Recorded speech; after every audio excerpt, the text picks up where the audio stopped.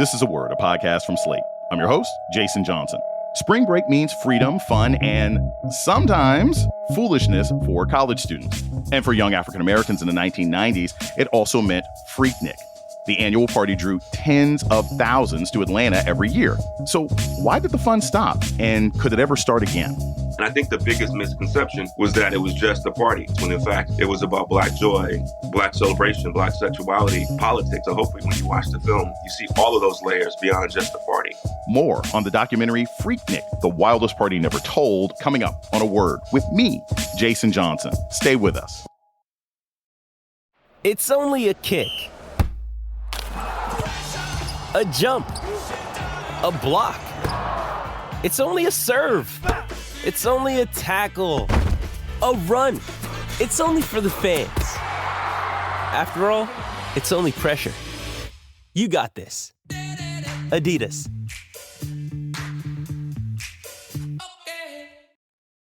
This episode is brought to you by Shopify. Whether you're selling a little or a lot, Shopify helps you do your thing, however you cha-ching. From the launch your online shop stage, all the way to the we just hit 1 million orders stage. No matter what stage you're in, Shopify's there to help you grow. Sign up for a $1 per month trial period at shopify.com/special offer, all lowercase. That's shopify.com/special offer.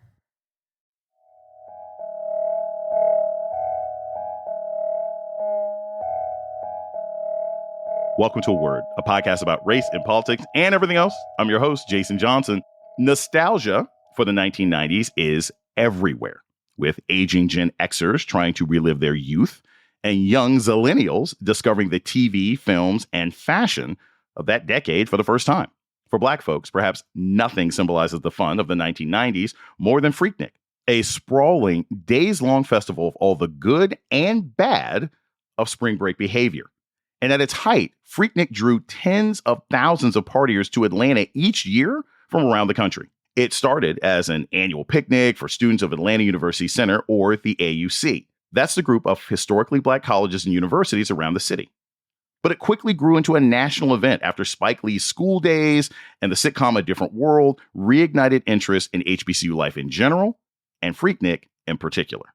So, what time are we gonna hit the road for DC? 6 o'clock. So your parents don't mind? Well, Mom was cool till I mentioned the word Freaknik. Now that was your first mistake. You should have told her it was just an outdoor concert. I did. That made it worse. She was at Woodstock. Well, it wasn't exactly Woodstock. Freaknik did share the freewheeling, sex-positive, and less than sober spirit. But instead of a one-time thing, Freaknik was an annual event for years. But after a decade, the Freaknik wore out its welcome in Atlanta, and the city started shutting the party down. So what was the magic of Freaknik? What happened to it? And can anything capture that kind of energy again? Those questions are examined in the documentary series Freaknik, The Wildest Party Never Told, which is currently streaming on Hulu. Joining us now to talk about it is Geraldine Porras, an executive producer of the documentary, and P. Frank Williams, the director. Geraldine Porras and P. Frank Williams, welcome to A Word. Thank you so much, Jason. Appreciate it. Geraldine, what attracted you to this project? What made you say, when people came to you, I assume it was 2 or 3 years ago, let's put this together? Yeah, I think Freaknik is something that regardless of your age, where you live, your background, it's something that you've at least heard of. You might not know too much about it if you didn't attend, but Freaknik is something that very much lives in the ether, in the atmosphere. And so I am someone who was unfortunately too young to attend. So when I heard Freaknik, it felt like my opportunity to finally be a part of it in some capacity and be able to really tell the history and the legacy of this infamous street party. Thanks again for having us. I think there's a fascination with Freaknik amongst the millennials and Gen Z about this nostalgia that you see Drake and Lotto and all these people wanting to relive the 90s and sort of the fascination with the fun and abandonment. It was before a phone and a DM. I think that was the biggest thing why I think this generation wanted to reconnect with that. This documentary opens up with a celebration of something called Freaknik 2022. And it's a bunch of young people talking about what they know, what they think they knew about Freaknik. Here's a clip. Hey man, Freaknik's always a vibe. And most of us, we were born in the 90s. I love all of the 90s aesthetics, and so I wanted to give a little sparkle, a little shine, a little body, culture of Atlanta. And Freaknik is very important to that, you know, hip-hop, all of that shit.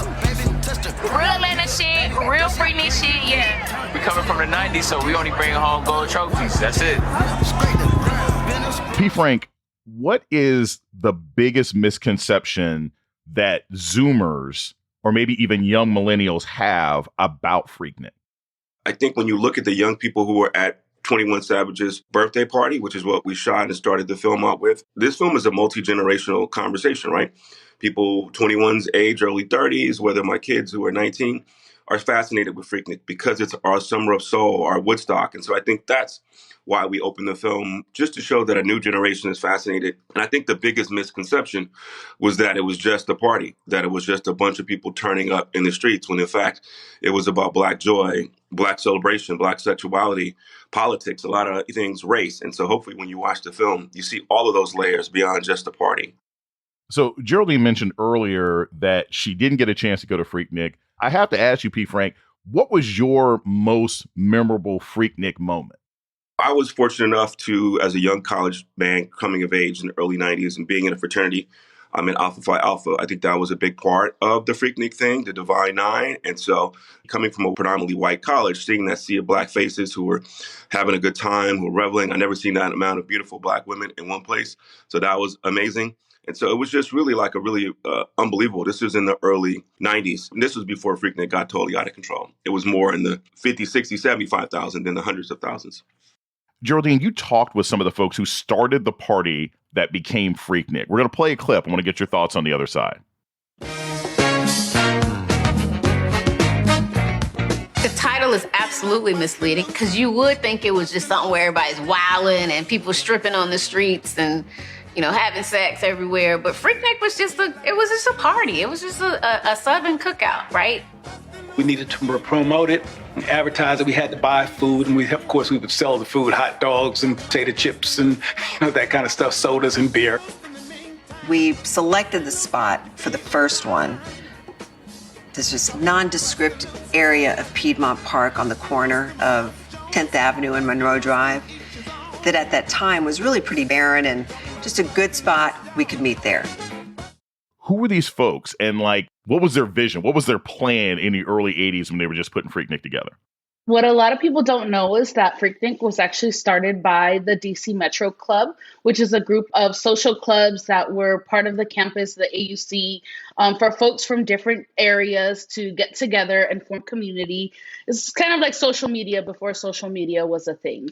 So these kids, spring break came around and it was time for folks to go home and they couldn't afford. There was a group of students who couldn't afford to go back home to DC. And so they decided that they were going to throw a spring picnic so that the other students that couldn't afford to go home had a place to hang out and just have fun together during spring break. And so that's really where the idea started.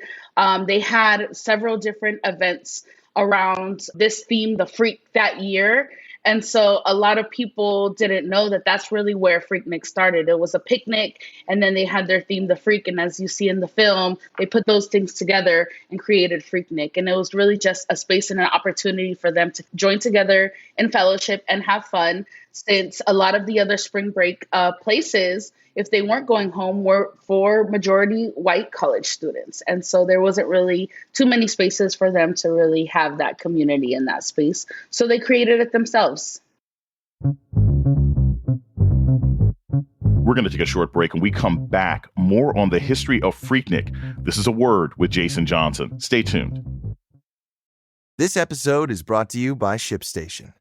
If you run an e-commerce business, you know how much work it takes to produce something great while dealing with complicated shipping issues. That's why over 130,000 companies have turned to ShipStation, an innovative tool that allows you to focus less on shipping and more on building your brand. With ShipStation, you can manage orders, label printing, reporting, and customer service on one easy-to-use dashboard. You'll reduce warehouse costs with reliable enterprise solutions and save thousands on shipping costs with discounts up to 89% off. Plus, you can effortlessly import orders from everywhere you sell online. So, turn your shipping challenges into opportunities for growth. Go to ShipStation.com and use code POD to sign up for your free 60-day trial. That's ShipStation.com, code POD. When we made our McDonald's Spicy Chicken McNuggets, you were praise hands emoji. Then we ran out, and you were streaming tears emoji. Now they're back, so you can be grinning face with sweat emoji. Order ahead on the McDonald's app. And get Money Mouth Face emoji with 2 orders of crispy, irresistible 10-piece McNuggets, spicy or classic, for just $6. Limited time only. Prices and participation may vary. Cannot be combined with any other offer. Single item at regular price. Ba-da-ba-ba-ba.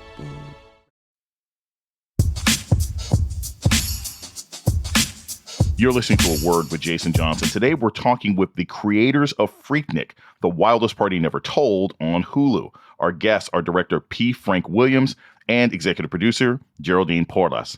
This is one thing, and this is a question for you, P. Frank.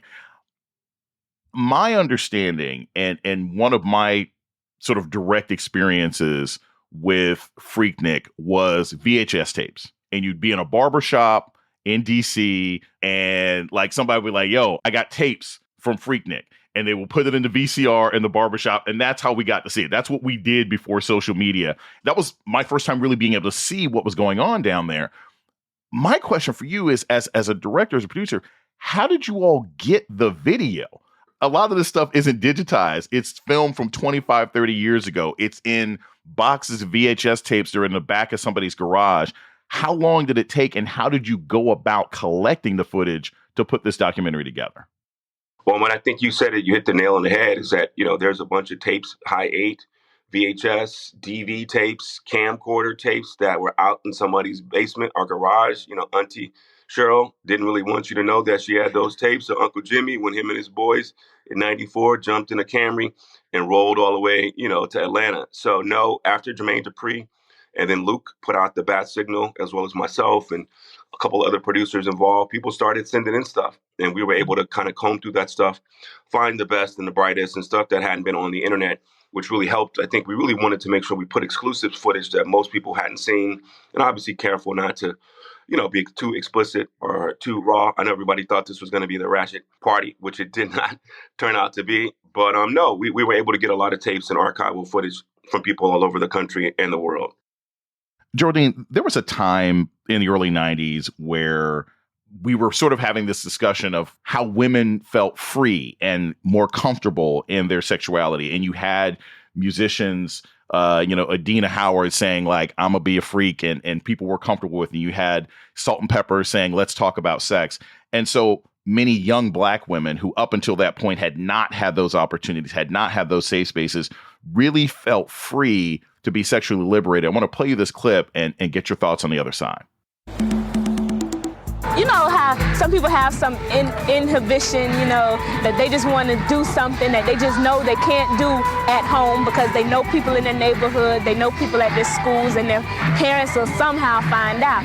I mean, you come out to another place and then it's like a whole bunch of people from other places who don't know you, and you kind of feel like, okay, well, maybe I can get away with this here, Well, some people are actually like that at home, which I'm not going to talk about.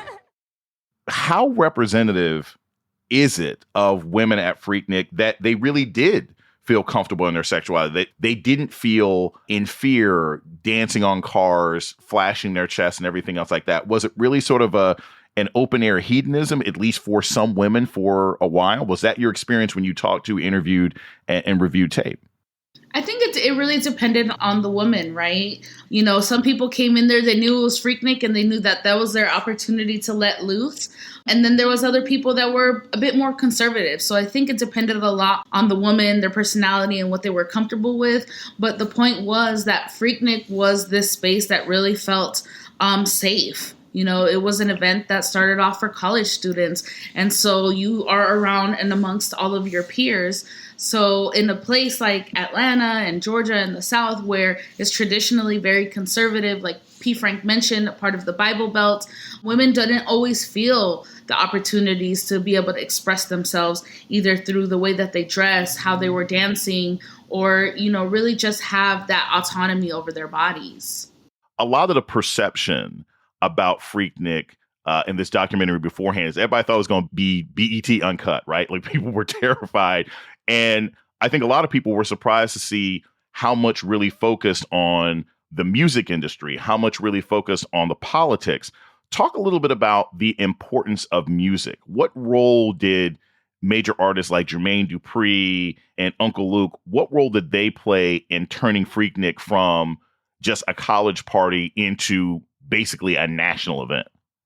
People keep talking about, what is the documentary? It's a music documentary because without the music, it doesn't feed the culture, the pace, the sound. The soundtrack of Freaknik is really the rise of Atlanta as a music capital, meaning Jermaine Dupri, So Def, Dallas Austin, Rowdy Records, LaFace, Babyface. If you look at the parallel rise of Atlanta, especially as the capital of Black music, it parallels Freaknik. So you can't have Freaknik without the music. And, one other part that I noticed, and I loved how you all presented this in the documentary, is it also allowed these artists to almost bypass some of the restrictions of the label system and the record system at the time, right? You didn't have to fight for radio play if you could get your sample tape out there. By the early 1990s, documentary sort of talks about the fact that the highly sexualized reputation of Freaknik became more obvious. And in some ways, it's like Luke Campbell kind of says, hey, 2 Live Crew, we were responsible for that. He even talks about in this clip that I want to play right now. I think I had a large influence on more people coming because it became word of mouth. Word of mouth is, man, they got this wild, crazy, freaky party. Then now on top of it, you got me do a fucking Work It Out video. And the Work It Out video is shot at Freaknik. And then now that song became big, and before you know it, people would then come back to Freaknik because you heard the stories. Man, that shit was crazy. Man, the girls was this and that. Man, the dudes was this. Man, we never slept a day while we was at Freaknik. We just all got a hotel room. We never even stayed in there. We was fucking having sex on the streets. I mean, you name it. It was guys doing it. I just brought the freak to Freaknik. I don't mean to be critical. I know this sort of works with Campbell's reputation at this point. But was he really did he bring sexy back? Did he bring sexy into Atlanta? Because it seems to me Atlanta always had a stripper culture. You already had a bunch of young people having a good time. P. Frank, how much was Luke Campbell himself responsible for bringing that sort of raunchy reputation to Freaknik? Well, I think that, obviously Atlanta has a stripper culture. It already had sort of an underground club nightlife, but you are still in the Bible Belt of America. I think people don't realize that, it was, even though Freaknik was this sort of fun, crazy festival, you had a lot of Black middle-class people, conservative, who really weren't with all of these Black people in the street having fun and acting a fool.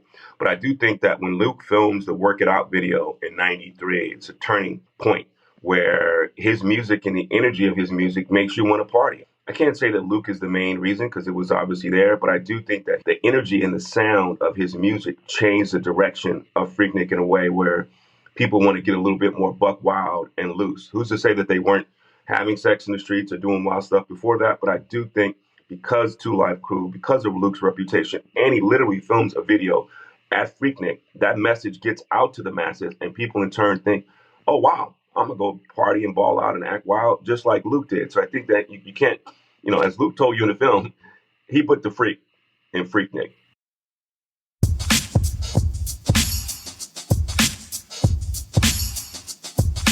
We're going to take a short break. When we come back, more about Freaknik, the wildest party never told. This is A Word with Jason Johnson. Stay tuned. I've got a special message for our listeners in Canada. It's about a show that I think you should listen to, Canada Land.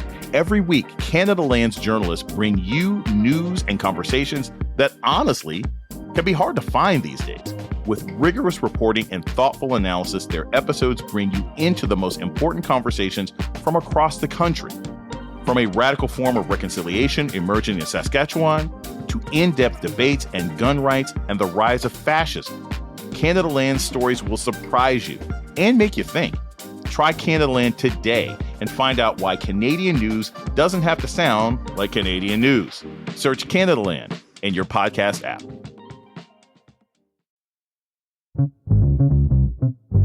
You're listening to A Word with Jason Johnson. Today, we're talking about the documentary Freaknik, The Wildest Party Never Told. Our guest is executive producer Geraldine Porras and director P. Frank Williams. So, Geraldine, Atlanta won the opportunity to host the 1996 Summer Olympics. And as somebody who used to live in Atlanta, as somebody who has friends down there, you know, everybody talks about the fact that there's the pre-Olympics Atlanta and the post-Olympics Atlanta. Like, it completely changed the city around. How did getting the Summer Olympics of 96 change Freaknik? The 1996 Olympics coming to Atlanta put the spotlight on Atlanta, not just in the country, but around the world. And so now the stakes are a bit higher for Atlanta. You know, the pressure really comes on to maintain a certain image. And so Freaknik didn't always align with that image. I think we talk about the fact that, you know, P. Frank mentioned Atlanta and Georgia is part of the Bible Belt. There's respectability politics that come into play. And so Freaknik was this weekend where everyone really let loose, and it was hard for the city to manage. And that wasn't necessarily a good look for Atlanta when the world is looking at you to host the Olympics, such a monumental event. And so I think that energy naturally, that served as a point where the city wanted to start breaking down that energy of Freaknik in order to, you know, relieve some of the folks from coming, discourage people from coming from different places to participate in Freaknik, because it wasn't necessarily conducive or aligned with the type of appearance that Atlanta wanted to have for the Olympics. P. Frank, there was a moment when the tide started to turn in Atlanta and officials didn't want Freaknik around anymore. What I thought was interesting, some of this seemed to be economic backlash, right? Some businesses were saying, hey, we're not making enough money, and they're calling on politicians to do something about it. And some of it seemed to be sort of morality policing and, you know, perception of how Black people are presented. Which one do you think was a greater catalyst for eventually shutting Freaknik down? Was it the sort of moral outcry of Black leadership or the economic outcry of various business people who say, this just ain't working for me anymore? It's a combo platter. I mean, number one is money in any country, any place all over the world. If people aren't making their money and you're the mayor of that city, you got to make sure that the economics of the city, the business, white, Black, green, or whatever, is okay. So I think that's the first thing, that a lot of people couldn't get to their businesses. Pregnant women couldn't get to the hospital. It was really the traffic too, by the way, which is an economic part. It's just still traffic is a part of it. But I also think that, you know, there was a Black conservative sort of mentality. It's like these kids have gotten out of control. They're a Black eye to Black America. And so I do think that there was a morality part of it. But I also think the sexual assaults and stuff like that. You know, there was a point in the film where we had sort of a camera of the grid of the city, and you could see all over the city different assaults. We didn't put that in the film ultimately, but I think that me watching that and seeing some of the things that were going on made me realize that it was the economic troubles and some moralities, but also the assaults. You just couldn't do that. You can't have that kind of public safety issue. So it was a combination to me. There's this feeling that you couldn't have Freaknik now. And you couldn't have Freaknik now because of things like social media, because of things like sort of over-policing of cities and everything else like that. My question to you, Geraldine, is, do you think that's true? Do you think that we now live in a culture where, because everything is captured on phones, because people spend more time, you know, trying to make selfies than they do dancing on the roofs of cars, that we've lost something of that spirit and we couldn't have a Freaknik again? I think that's accurate. You know, we've lost some of the, you know, the connection to other folks. Social media sometimes gives us this false idea that we're more connected to people. But when you see groups of kids out now, like, everyone has their face in their phone. They might be texting each other, sitting right next to each other before they're actually having a conversation. And so I think that naturally dilutes some of the energy that was very prevalent at Freaknik, right? And so because there's all these layers to Freaknik, technology has advanced so much that I think we are just more aware that we're always being watched in some capacity, whether it's by people on their phones or security cameras and things like that. And so I think it naturally inhibits us from feeling so free and so able to do, you know, to celebrate in a way that we could back in the 90s. Things have changed a lot, and I don't know that you can still capture that same energy that we had back at Freaknik.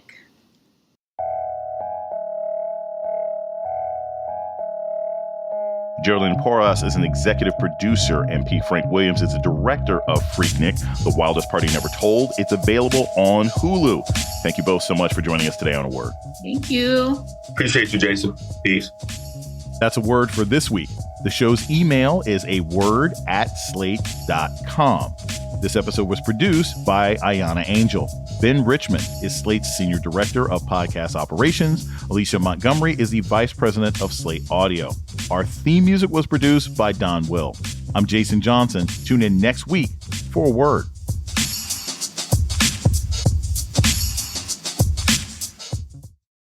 Without the ones like you, who work tirelessly to keep things running, everything would suddenly stop.